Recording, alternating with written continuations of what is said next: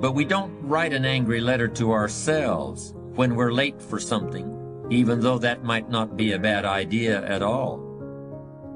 Yes, we can see avoidance of responsibility all the time in both our personal and professional lives.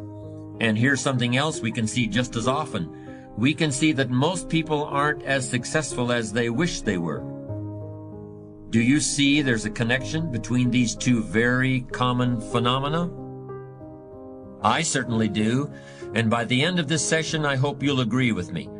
I hope you'll understand that it's in your best interests to take responsibility for everything you do. But that's only the beginning.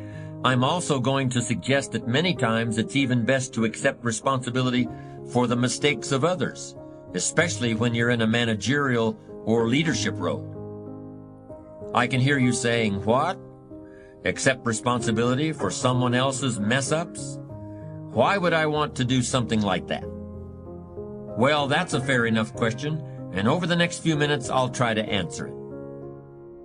Simply put, Bill Russell was a player who wanted to take responsibility for the success or failure of his team. He wanted the weight on his shoulders in a situation like this. No possibility for excuses, no possibility of blaming anyone else if the game was lost, no second guessing. Bill Russell wanted the ball in his own hands and nobody else's. And like magic, even if he'd missed every free throw he'd ever shot in his life before this, he knew he was going to make this one. And that is exactly what happened. That is what virtually always happens when a man or woman accepts responsibility eagerly and with confidence.